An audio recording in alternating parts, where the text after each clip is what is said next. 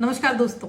तो जैसा कि पिछले वीडियो में हम सभी ने राजस्थान पुलिस उप निरीक्षक परीक्षा के सेकंड पेपर, दूसरा पेपर कौन सा होता है? दूसरा पेपर होता है सामान्य ज्ञान एवं सामान्य विज्ञान का। और अब हम बढ़ते हैं राजस्थान की टॉपिक को पूरा करने के बाद अगले जो जीके जीएस में हमको राजस्थान के बाद में पढ़ना है, वो क्या है? इंडियन हिस्ट्री, भारतीय इतिहास। भारतीय इतिहास देखिए दोस्तों, तीन आता है। सबसे पहले एंशियंट हिस्ट्री, मिडाइवल हिस्ट्री और मॉडर्न हिस्ट्री। हिंदी में हम बोले तो इसे प्राचीन भारत का इतिहास, मध्यकालीन भारत का इतिहास और आधुनिक भारत का इतिहास। इसमें हम एंशियंट और मिडाइवल यानी कि प्राचीन और मध्यकालीन भारत को एक साथ पढ़ेंगे एक यूनिट में, और दूसरी यूनिट में हम पढ़ेंगे मॉडर्न पीरियड इसका, यानी कि आधुनिक जो भारत है उसका इतिहास। देखिए एंशियंट में हमें क्या क्या पढ़ना है, और हमें बहुत डिटेल में नहीं जाना है। एक चीज़ का आप ख्याल रखिए कि एंशियंट आपको दिया गया है तो आप पागलों की तरह एंशियंट पढ़ रहे हैं, अंतहीन है दोस्तों। हमें स्मार्ट स्टडी करनी है, इसीलिए हम टू द पॉइंट चलेंगे हमेशा जब भी हम पढ़ेंगे। इसीलिए मैं हमेशा कहती हूँ कि सिलेबस के अकॉर्डिंग चलना है, पहले सिलेबस को समझना है और फिर आगे बढ़ना है। तो एंशियंट और मिडाइवल पीरियड, तो दोस्तों एंशियंट और मिडाइवल पीरियड जो है हिस्ट्री का, उसमें हमें क्या पढ़ना है, ठीक है? पहला है salient features and major landmarks of ancient and medieval India. अब ये थोड़ा सा घुमाने वाला पॉइंट हो गया, क्योंकि जैसे इन्होंने कहा सैलिएंट फीचर्स, तो इसमें अब जहाँ इन्होंने इसको क्लियर नहीं किया ना, तो ये अब डिटेल चली गई। अब ये कहीं से भी ले लेंगे, तो इसमें हम मुख्य मुख्य जो बिंदु हैं वो सारे कवर करेंगे। Major landmarks of ancient and medieval India, ठीक है, प्राचीन और मध्यकालीन भारत। दूसरा जो हमने राजस्थान में पढ़ा था वो यहाँ भी पढ़ना है। कैसे? Art, culture, literature and architecture. मतलब प्राचीन भारत के समय पर और मध्यकालीन भारत के समय पर क्या कलाएं थी, कलाओं का स्तर क्या था, और कलाओं में क्या क्या विकास हुआ, और किस राजा के समय कौन सा विकास हुआ। ये जब हम पढ़ेंगे तो अपने आप समझ में आएगा। और चूंकि हम प्राचीन भारत और मध्यकालीन भारत दोनों का पढ़ेंगे तो हम तुलनात्मक अध्ययन भी कर सकते हैं और लिख भी सकते हैं, ठीक है।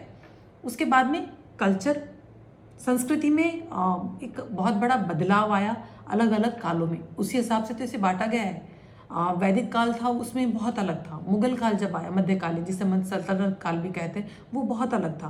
और फिर जैसे जैसे आधुनिक भारत आया तो बहुत बदलाव आया, और वर्तमान में हम देखते हैं तो और ज़्यादा बदलाव आ चुका है। तो हमें तुलनात्मक अध्ययन करना है ताकि हम मेंस के लिए भी तैयार हों। जो स्टूडेंट आरएस की तैयारी कर रहे हैं तो वो मेंस के लिए भी तैयार हो जाए जब ये पढ़ते हैं। सब इंस्पेक्टर में भी आप डिटेल स्टडी करेंगे तो आपके लिए ऑप्शन देखते वक्त आपको कन्फ्यूजन नहीं होगा, आप डायरेक्ट आंसर हिट कर पाएंगे। आगे लिटरेचर, साहित्य, प्राचीन भारत में किस प्रकार का साहित्य था और मध्यकालीन भारत में किस प्रकार का साहित्य आया। एक बहुत ही अलग डिफरेंस, अलग अंतर आपको स्पष्ट नजर आएगा जब आप इसको पढ़ेंगे। अलग अलग तरह की किताबें हैं, ठीक है। आईने अकबरी आ गई या फिर अबुल फजल आ गए, तो ये राइटर्स और इस तरह की किताबें आपको उसी काल में मिलेंगी। वैदिक काल में आपको बौद्ध काल की जो साहित्य है या फिर जैन साहित्य है वो अधिक मिलेगा, ठीक है। या फिर हमारा ऋग्वेद, यजुर्वेद, जो अलग अलग वेद है हमारे, वो मिलेंगे, ठीक है। आर्किटेक्चर, अलग अलग काल का अलग अलग आर्किटेक्ट रहा है दोस्तों। आप प्राचीन काल का देखोगे तो जो सिंधु सभ्यता है अलग आर्किटेक्ट है, कितना डेवलप्ड था। फिर हम मध्यकाल में आ जाते हैं तो मस्जिदें बनने लगी तो वो डोम शेप में बनने लगी। तो समय के अनुसार ये जो बदलाव आया हमें ये समझना है, और फिर देखना है कि कौन कौन सी विरासतें हमें किस किस राजा के समय पे दी गई, कौन सी रचनाएं कब आई। अगला रहेगा मेजर डायनेस्टीज, मुख्य राजवंश कौन से रहे प्राचीन भारत में भी और मध्यकालीन भारत में भी, ठीक है। देयर एडमिनिस्ट्रेटिव सिस्टम, जो हमने राजस्थान के समय पढ़ा था कि किस राजा और किस राजवंश के समय कैसी प्रशासनिक व्यवस्था थी। उसके बाद में सोशियो इकोनॉमिक कंडीशंस, सामाजिक स्थिति कैसी थी एक राजवंश और राजा के समय, या फिर आर्थिक व्यवस्था, अर्थव्यवस्था कैसी थी। जैसे चंद्रगुप्त के समय जो चाणक्य द्वारा लिखी गई थी पुस्तक थी, और उस वक्त जो इकोनॉमिक सिस्टम था, जो व्यवस्था थी, वो बेहतरीन मानी जाती है। तो ऐसे अलग अलग राजाओं के समय कौन सी व्यवस्था थी वो हमें पढ़नी समझनी है। उसके बाद में प्रोमिनेंट मूवमेंट, इन दोनों कालों में एंशियंट हिस्ट्री के समय और मिडाइवल हिस्ट्री के समय प्रोमिनेंट ऐसे कौन से मूवमेंट रहे जिनसे बहुत बड़ा बदलाव इतिहास में आया, हमें वो पढ़ने हैं। तो एंशियंट और मिडाइवल में ये इन्होंने टू द पॉइंट जो सिलेबस हमें दिया है इसको हमें समझते हुए चलना है, कुछ एडिशनल नहीं चलना है। उसके बाद में आ जाइए मॉडर्न पीरियड में, यानी कि आधुनिक भारत में। आधुनिक भारत में क्या पढ़ना है हमें? Modern Indian history from about the middle of the 18th century, मतलब 8वीं शताब्दी के बीच से, लगभग कहाँ से? 1857, जहाँ से ब्रिटिशर्स शामिल होते हैं, ठीक है। उससे थोड़ा पहले आ जाएंगे वैसे, almost mid of 18th century. उसके बाद में अंटिल द प्रेजेंट, मतलब आज तक, ये आधुनिक भारत है दोस्तों। 18वीं शताब्दी के लगभग बीच से शुरू करके और आज तक ये पूरा आधुनिक भारत है। अब इसमें सब कुछ आ गया, वर्तमान प्रधानमंत्री श्री नरेंद्र मोदी तक आ गए हम इसमें, ठीक है। इसमें क्या देखना है हमें?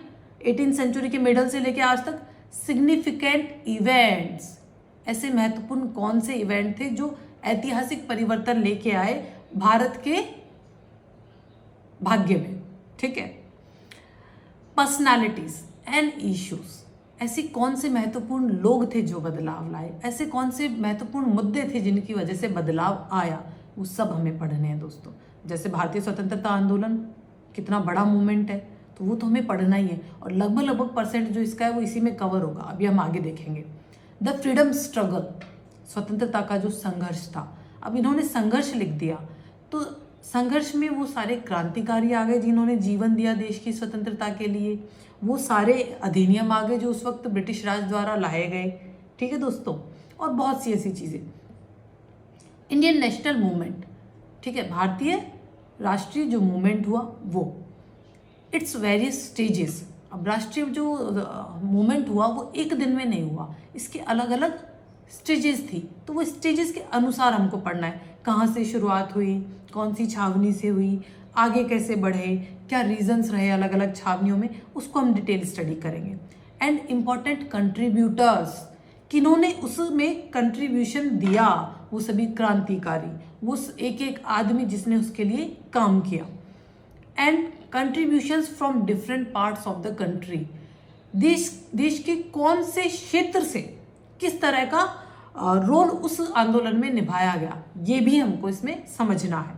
आगे social and religious reforms movements in the 19th and 20th century, सामाजिक और धार्मिक कौन से ऐसे सुधार या कौन सा ऐसा जागरण हुआ, ऐसे कौन से सुधार आंदोलन हुए 19वीं और 20वीं शताब्दी में भारत के इतिहास में, वो हमको पढ़ने हैं, क्योंकि ये बहुत बड़ा मूवमेंट है दोस्तों, इसीलिए इसको कवर करना ज़रूरी है।